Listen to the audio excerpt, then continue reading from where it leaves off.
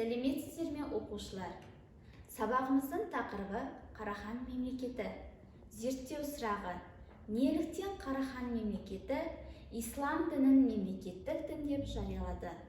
Оқу мақсаттары: 10-13 ғасырлардағы мемлекеттердің даму ерекшеліктерін түсіндіріп, олардың ұқсастықтар мен айырмашылықтарын анықтау.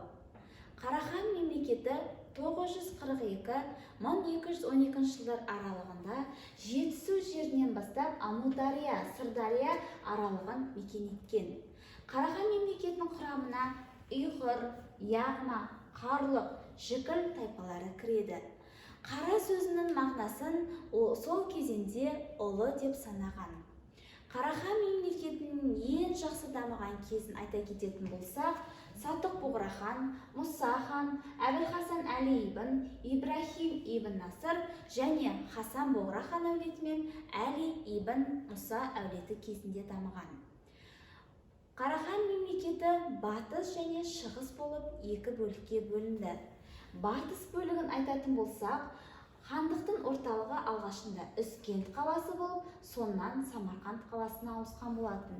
Келесі шығыс Қарахан хандығына Баласағұн қаласына жақын ордадан кейін Қашқар қаласына ауысты. Осы батыс және шығыс хандығы қосарлы тең жүйелі құқылы мемлекет болып қалыптасқан болатын. Қарахан мемлекетінің жер иелену түрлеріне келетін болсақ, олар иқта, вақыф және мүлік. Иқтада қағандар өз маңайындағы адамдарға жерді үлестіріп беріп, олардан салық жинап отырған.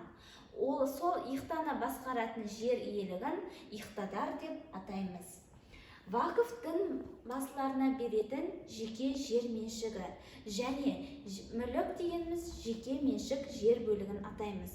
Осы екі түрі мемлекеттік салық түріндегі жерлер болып табылады. Қарахан мемлекетінде ислам дінінің қабылдануы ерекше орын алады. Сатық Бұғра хан исіммен тығыз байланысты болып келеді. Түркілердің исламға өтуіне дейінгі жаңа дінді қабылдануы және Сатық Бұғра ханның тақ мұрагері Мұса ханның 960 жылы ислам дінді мемлекет дін деп жариялануы.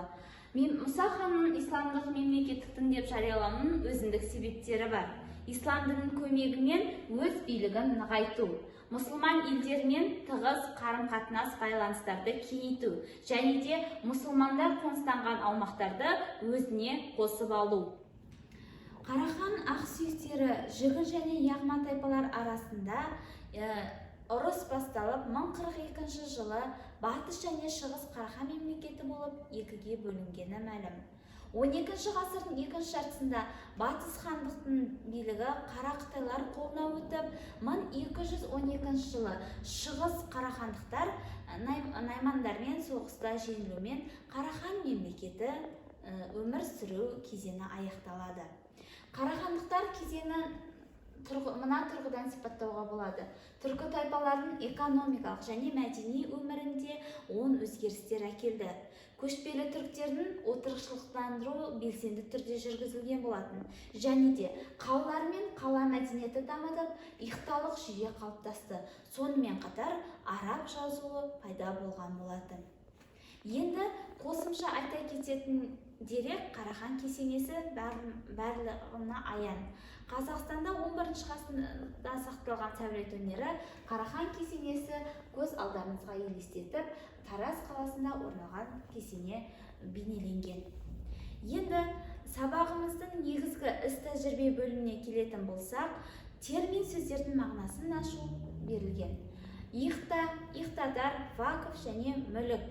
Дескриптор білім алушы иқта сөзінің мағынасын ашады, иқтадар сөзінің мағынасын ашады, вақыф сөзінің мағынасын ашады және мүлік сөзінің мағынасын ашады. Сабағымызды қорытындылау барысында ашық тест тапсырмасындағы бос орындарға сөздерді толықтыру арқылы сөйлемді құрап шығасыздар. Егер тапсырма: Вен диаграммасын толтыру, түргеш қағанаты және Қарахан мемлекеті арасындағы ортақ ұқсастықты және айырмашылықты табамыз. Келесі сабаққа дейін сау болыңыздар.